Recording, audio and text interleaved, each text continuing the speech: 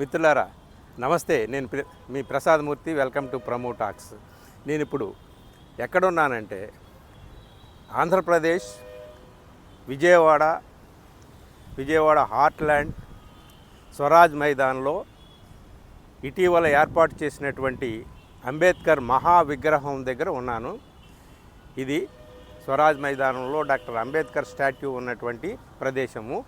ఒకసారి ఇది చూడండి.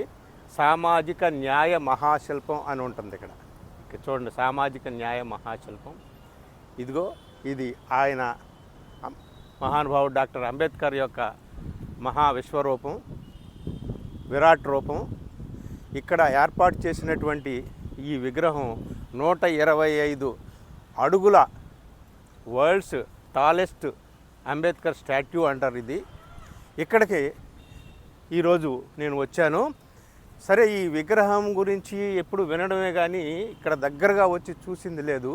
అందుకని ఈ విగ్రహాన్ని మీకు చూపించాలి. ఇక్కడ ఏమేమి ఉన్నాయి ఏమిటి అనేది.